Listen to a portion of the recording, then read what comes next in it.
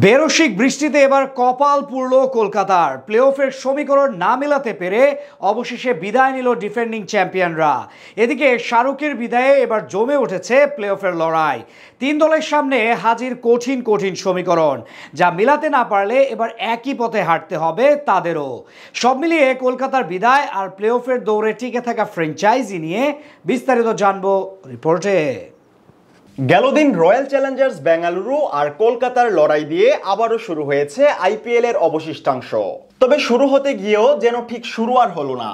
বেরসিক বৃষ্টির জেরে শেষমেশ পণ্ড হয়ে যায় ম্যাচটি, আর এতে করে কপাল পুড়েছে ডিফেন্ডিং চ্যাম্পিয়ন কলকাতা নাইট রাইডার্সের। শীর্ষ চারে নোঙর করতে ব্যর্থ হয়ে অবশেষে বিদায় ঘণ্টা বাজলো শাহরুখ খানের। এর আগে কলকাতার সামনে ছিল কঠিন এক সমীকরণ, যেখানে প্লে অফে টিকতে হলে বাকি থাকা সবকটি ম্যাচেই জিততে হতো দলটির। তবে প্রকৃতির লীলা খেলায় হারিয়ে গেল একটি পয়েন্ট, ফলে চতুর্থ দল হিসেবে গ্রুপ পর্ব থেকেই ছিটকে গেল তারা, যার সুবাদে এবারের মতো শিরোপার স্বপ্নটা তুলেই রাখতে হচ্ছে ফ্র্যাঞ্চাইজিটির। এদিকে কলকাতার জন্য দিনটি চরম হতাশার হলেও প্রতিপক্ষ বেঙ্গালুরুর জন্য ছিল দারুণ সুখকর।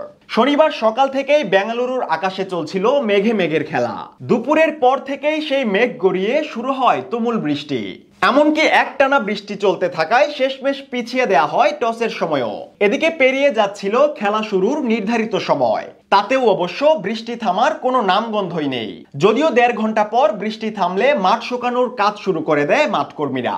তবে কলকাতা আর উপস্থিত দর্শকদের হতাশ করে 15 মিনিট পরই ফের হানা দেয় বৃষ্টি। শেষ পর্যন্ত রাত 11টা বাজার ঠিক 10 মিনিট আগেই পরিত্যক্ত ঘোষণা করা হয় ম্যাচটি, যার সুবাদে 13 ম্যাচে 12 পয়েন্ট নিয়ে হতাশ হয়ে ফিরতে হলো শাহরুখ খানের দলের। বাকি থাকা এক ম্যাচ জিতলেও তাদের পয়েন্ট সংখ্যা ঠেকবে 14তে। অন্যদিকে ইতিমধ্যেই এর চেয়ে বেশি পয়েন্ট আছে 3 দলের, ফলে শেষ ম্যাচ জিতলেও কাজের কাজ আর কিছুই হওয়ার নেই দলটির জন্য। এদিকে কলকাতার বিদায়ে এবার জমে উঠেছে পয়েন্ট টেবিল, যেখানে 12 ম্যাচে 17 পয়েন্ট নিয়ে টেবিলের শীর্ষে রাজত্ব করছে বেঙ্গালুরু। অন্যদিকে 11 ম্যাচে 16 পয়েন্ট নিয়ে দ্বিতীয় স্থানে আছে গুজরাট টাইটান্স। সমান সংখ্যক ম্যাচ খেলে 15 পয়েন্ট নিয়ে টেবিলের 3-এ আছে পাঞ্জাব কিংস। শীর্ষ 3-এ অবস্থান করা দলগুলোর জন্য প্লে অফের সমীকরণ মিলানো অনেকটা সহজই বটে। তবে বাকিদের জন্য হাজির কঠিন এক সমীকরণ, যেখানে শীর্ষ 4-এ নোঙর করতে লড়াইটা হবে মুস্তাফিজের দিল্লি বনাম মুম্বাই ইন্ডিয়ান্সের। এখন পর্যন্ত 12 ম্যাচে 14 পয়েন্ট অর্জন করেছে মুম্বাই, বিপরীতে 11 ম্যাচে দিল্লির সংগ্রহ 13 পয়েন্ট। ফলে বাকি থাকা সবকটি ম্যাচেই জিততে হবে শীর্ষ 4-এ নোঙর করতে চাওয়া দলের, যেখান থেকে সামান্য পা ফসকালেই বাঁচতে পারে বিদায় ঘণ্টা।